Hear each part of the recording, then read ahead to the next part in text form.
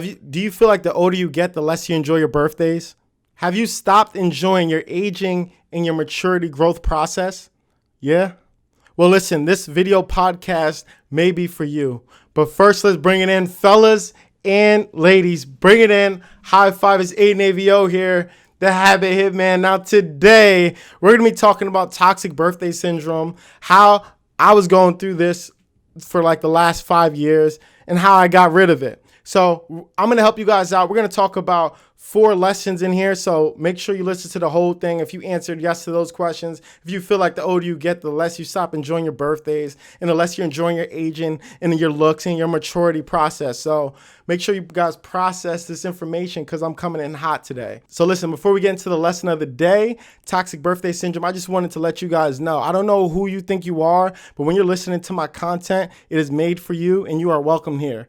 So I think that you deserve better, in this channel, in this content that I put out is 100% about personal betterment. And I look to do that from every angle. But today we're going to be talking about toxic birthday syndrome, what that is, me going through it, and how to overcome it, and just mindsets that you can use that are going to put you ahead. I don't know how to explain this to you guys, but when I was 22, I felt old. Like, I felt old. I started realizing, like, I'm old. Like, I'm older than I was. Like, I'm getting older. I'm really started to feel like that. It was like a little crisis. So for the next 4 years, I started every single year. Bad things will happen to me in April, May, June. My birthday's in late June. So, and I realized I used to stress myself out, and I used to be so anxious, and I used to be so upset. And, like, we think it's another year we're not where we want to be. And so that's number one. We start our birthdays off on a negative start. We think we're not where we want to be. Like, we're not who we're supposed to be right now in our life. And it's like, we don't realize we're just taking that into the next year. So we keep reliving the same year, and it becomes like a dog year. It's like 1 year is 7 years. 7 years is 1 year of our life of improvement because we're taking all this baggage in. And instead of appreciating all of the positive situations that happened, all of the things we overcame, all the things we learned, all the things we did, and the people that we have met, we're just thinking of that one big thing that sometimes takes people their whole lifetime to achieve that we didn't hit yet. And it's like, that's toxic. That's toxic. And we have to understand that. So when I tell you guys in the winter, I'm about 180 pounds, but when it comes to my birthday, I lose at least 15 pounds, 15 to 20 pounds. I just be stressing, and like negative things happen to my life. I'm like, of course it happens because it's May. It's close to my birthday.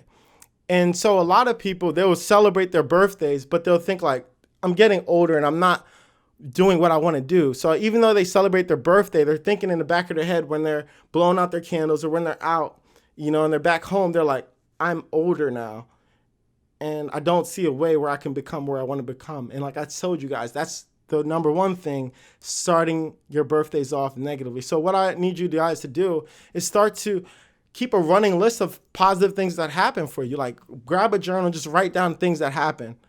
Write down things that you've done. Write down things you're proud about and you achieved, because you're probably thinking the small things that you're doing are not good. Like, when I write people like birthday cards or I talk to them around their birthday, I like to point out things that they've overcome, especially if I've been in contact with them a lot, because people forget. You forget what you actually done. And there's a rapper that every year he would make a song about what happened in the year, like a recap. I know YouTube does it, but it gets a lot of backlash. But with this guy, used to do like a recap, and I'd be like, well, I forgot about that. I forgot that happened. I forgot this happened in the news. I forgot. There's a lot that goes on. And so this year, people would say 2020, it's like, they would be like, all right, then what are you going to do in 2021? What are you going to do for your next birthday? What are you going to do for the birthday after that? So the next thing is imaginary timelines. We have a timeline for ourselves, like, oh, we should be this, like there's society timelines, like we should be this, we should be that. And we don't realize that there are death timelines, and we should not be comparing ourselves with anybody. It's really ridiculous. And I'm going to explain why. Because if you have 3 people that are the age 25, one lives to only be 25, one lives to be 50, and the other lives to be 100, how are they going to compare themselves? How are you comparing yourself when you're going to live to be 100, or somebody else is going to live to be 100, you're only going to live to be 50 or 25? That person that's 25 has probably lived already 99% of their life at that moment. and you have only lived half, or you have only lived 25. Just because things feel the same in the beginning doesn't mean that things are actually the same. Just because you guys graduate high school at the same time and kind of get into the same stuff doesn't mean your timeline of success is going to be the same. And you have to realize that you want people around you to be successful. You want people to do well around you because it's going to bring you up. It's going to bring society up. How are you going to sell products if people don't have money? How are you going to do things around you if people aren't doing good? And you have to realize just because somebody has success before you doesn't mean they stop making success. This is not Willy Wonka. Like Willy Wonka, there was only 8 of them or whatever, and like 8 people to go, and the kids are all happy. They're trading and stuff. Like some people buy them out, some people get lucky. It's not like that. There's multiple candy bars in life, and this is what you have to realize. So if you're getting older and you start comparing yourself, like it's ridiculous because what you think is cool, so cool, I'm probably not going to think it's cool. And what I think is cool, you're probably not. But listen, there's different candy bars in life, different shapes, sizes.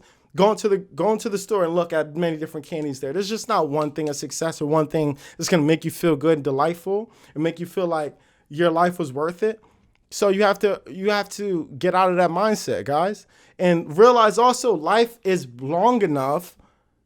Your birthdays are long enough if you're actually putting in the work and you're doing the things that are growing yourself every single year, not just being the same person. Life is long enough where losers can become winners. But it's also the vice versa where winners can become losers. And you don't want to wish that on anybody. And you want everybody to stay successful because there's enough out there for all of us, guys. But realize if you feel like you're losing now, like things can change. Something happens to people around 30 where they're like, oh, like start to panic, right? Like things can change for you. And you just have to be consistent and you have to like look for the opportunities and put yourself out and like look to get smarter and look to benefit yourself and make connections to what's going to get you that success and that candy bar that you want. And realize we all going to live and die at different times, but you have to appreciate life as you are now, but see that it could be long. So you have to make sure you understand like life is short and long at the same time. You don't never know when your candle is going to be blown out. Every time you blow out your candle, you never know when your candle is actually going to be blown out, right? But you got to understand like my candle will live a long time. You got to have that mindset and prep yourself for a life that is going to be worthy of that. So that's death timelines, perspectives of timelines, and realize like just because you're not married with kids and not like white picket fence house, American dream type stuff, right? Doesn't mean you can't get it. Just know that sometimes life is unexpected. Certain people, so just know that life is unexpected. Sometimes things come up that we never thought we would have to deal with, you know? You can't plan out your whole life because things happen in our life. So we all don't have the same experience because we don't have the same perspective, and everything doesn't always work out perfectly in the time that we want. But if we continue doing it, things work out. Maybe how now we didn't think that it would work out. So we have to understand that not everything is going to work out in the time frame that we think that it would work out, because things happen in everybody's life that is different. We all have different perspectives. We all internalize things differently as well. You can see something, I can see something, we can think something completely different about it. But sometimes somebody's mom or dad gets sick and now they have to take care of them. They have to use their money to take care of their dad or their mom, or use their time. Sometimes, you know, emergencies happen in our life. Some people get injured. Like you cannot plan out your life. And so you can't compare your situation to others, you know? Like we all have our situation that we have to overcome in our life, and they're all just as potent to our own situations. So realize that. And I remember, since we're still talking about timelines, I remember when like I said, like sometimes when you feel like you're losing, you could actually be winning. And the things that we have to go through in our life is what makes us who we are at the end, and gives us different insight than other people. And if we use that, we can actually overcome and use that to our benefit. So that's timelines. The third thing is caterpillar theory. We are the caterpillar concurrent with the butterfly. So we're the cocoon as well as the butterfly. A bit like this. Currently, I'm the butterfly and the cocoon. So I'm the butterfly of my past cocoon self that was building up to this moment, but I'm also the cocoon currently for my future self. So you have to think of it like this. So you have to think of it like that. Like right now, I'm serving the purpose for myself now, but I'm also serving the purpose for my future self. So I have to make sure when I'm in this cocoon that I'm nourishing myself and giving myself what I need to develop into the butterfly that I need to become in the future.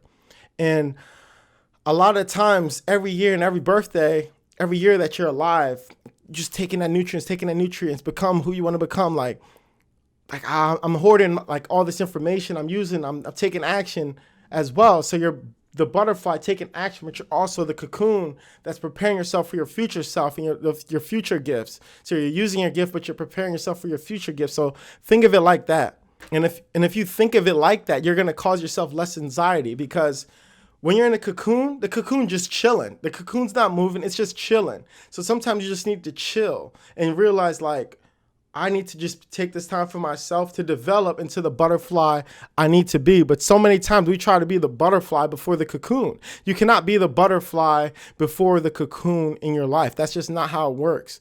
You have to learn, you have to grow, you have to go through those tough situations. The caterpillar, all it's doing is scratch, learn. And then it takes that time to process it to become the butterfly. So we have to be full and hungry at the same time. You know, you have to be content, but also want more at the same time. And I just think that's a good philosophy to have. And that's the caterpillar theory. So that's number 3. So number 4 is, or 3.5, as I like to put the 0.5s, is going to be aging and appearances. So a lot of things that take the steam out of our birthdays that are aging and appearances. We're like, wow.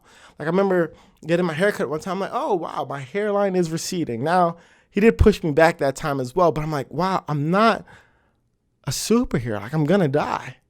Like, that just is like my mortalness came through. Like, ugh. But when we're younger, we love the growth process, right? We love getting like the peach fuzz and then getting the beard and then getting the mustache. I remember when I was younger, one of my friends was like, Aiden, you have something on your lip. I'm like, no, that's my mustache. Shout out to Chadwick. But we love growing. We love getting tall, or we love like getting our shoulders big, whatever.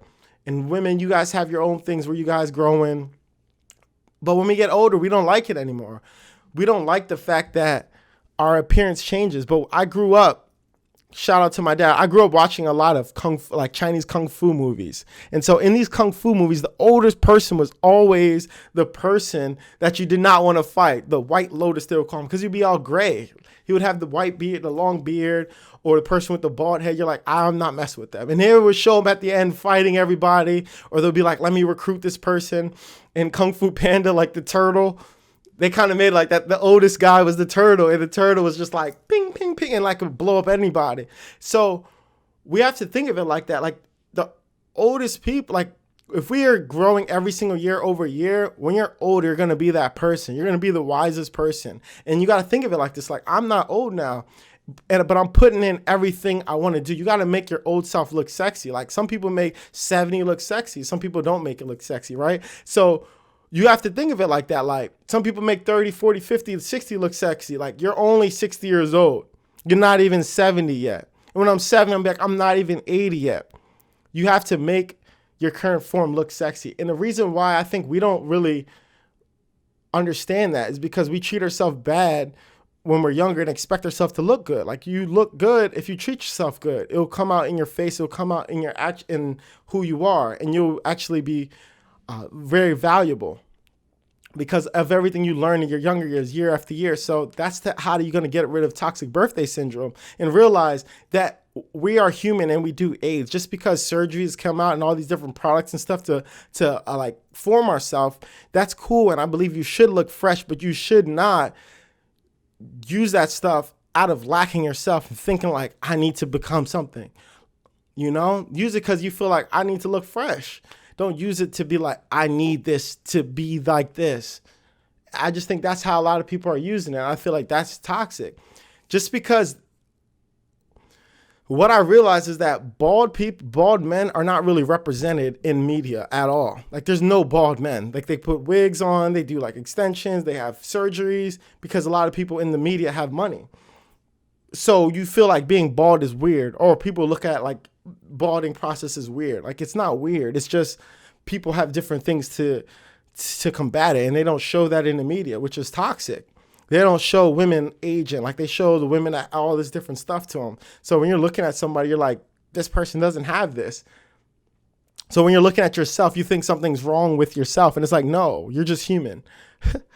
Like, don't let the society take the love out of aging and maturity that you had when you were younger, you know? And maybe some of the things is painful because you feel like, oh, I'm getting closer to like death, and like things are changing in my body and things are changing in my mind. It's like, okay, like understand that. And so sometimes like society makes us feel weird for getting old and for weird for this process when it should be celebrated. You know, you should enjoy it because to be real, a lot of people aren't around, you know. A lot of people don't make it to certain ages. And if you're that age, you're a survivor. You're a survivor and you're an overcomer, but you have to use your birthdays, you know, get the best out of your birthdays. But that's my time today, guys. Those are the 4 ways to get over toxic birthday syndrome and the mindset that you need to have. And I'm just so thankful I got to share this with you guys. But take care. Much love. See you guys in the next video. Remember, I make this content because I needed it myself. And me getting over this, I just thought I'd share it with you guys. And that's just my duty here. You know, inspire myself and inspire others. I live by what I say. But I'll see you guys in the next video. You know, like, share, subscribe to this content. If you guys want to see more, you guys know where to find me. Again, it's Aiden AVO, the Habit Hitman. See you guys in the next one. Bye.